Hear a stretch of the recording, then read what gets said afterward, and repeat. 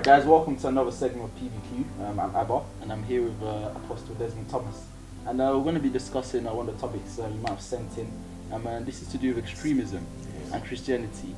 How should Christians react to being killed at the hands of Muslim extremists daily, regularly, or from what you've seen? What do you think about the whole thing? Yeah, I mean, we cannot dispute it. There is a rise of hatred, against Christians and persecution against Christians. That unfortunately, even in this 21st century, Christians are being beheaded. They are being molested, abused, just for our faith. Jesus, first of all, I want us to understand that Jesus Christ told us that these things are going to be happening. People will hate us, they will kill us, they will even think by killing us they are doing God a favor. But he had prepared us for this. And you see, the Bible tells us, first of all, I want us to understand that Christians are supposed to, as Jesus Christ says, he says, love your enemies, pray for those who persecute you and despitefully use you and persecute you for my sake, that you will become children of your Father which is in heaven. Christians need to pray for, Muslim extremists that are, killing us. Pray for governments that are putting legislations against us. So we need to be in prayers for them. We have seen a lot of people who were once our persecutors and then end up preaching the same gospel that they persecuted. So first of all, pray. And that doesn't mean that we shouldn't raise our voice to say we are being treated wrongly. No, we are. This is the 21st century. Everybody have rights.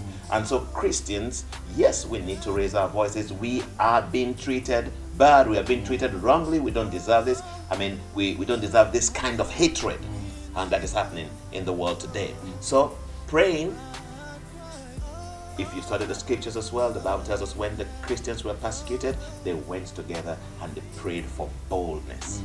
Christians also need to pray for boldness, that in spite of our persecution and in spite of our being killed, we need to put on the spirit of boldness and still declare our message. So, Pastor, I like to throw it back at you. Yeah. And so I'm sitting there, I'm thinking I'm a Christian mum. Yeah. And I've lost 2 of my sons, I've lost 2 of my children. Yeah. Due to Muslim extremists, terrorism of some sort.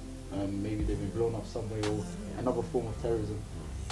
What would you say, or what advice would you give to that Christian mother? It is hard. It is hard.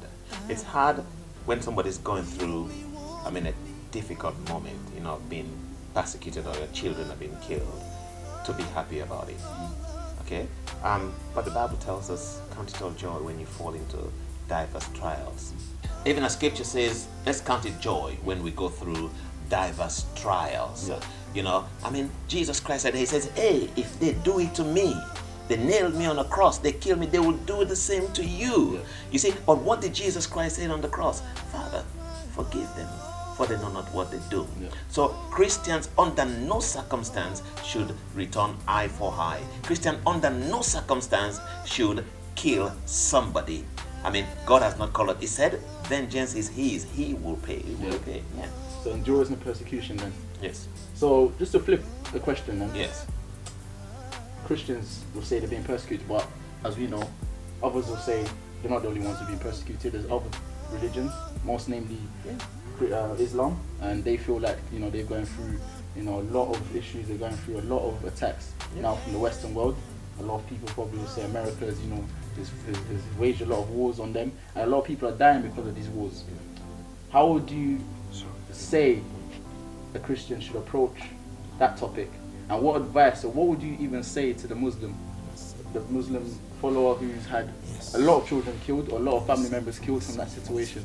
What advice would you give them, and what would you say that they should do in spite of all the tribulation they're facing? And they might see probably like America or Europe or the Western world as threats to them. What advice would you give them?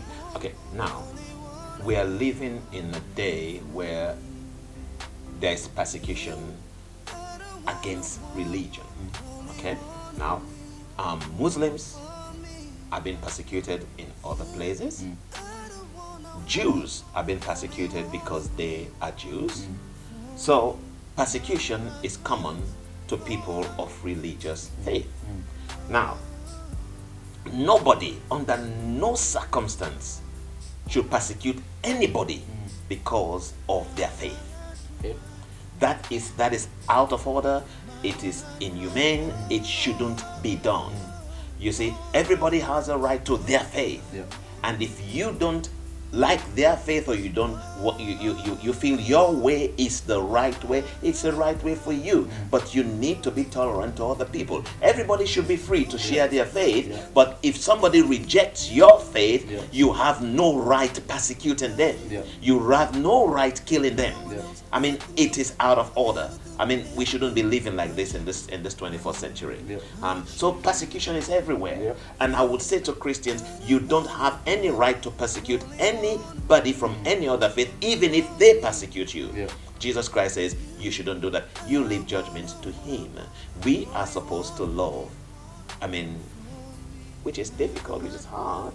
So you're saying Despite violence, of everything, no violence under any circumstance. under any circumstance at all. And Whatever. so it's a message of peace, and you want everyone to come together as one, essentially, even though they might not believe in the same thing, but live in love and understanding of each other. Exactly. That is how it should be. In fact, this may surprise many people. I'm originally from Africa, and one of my best friends is a Muslim guy.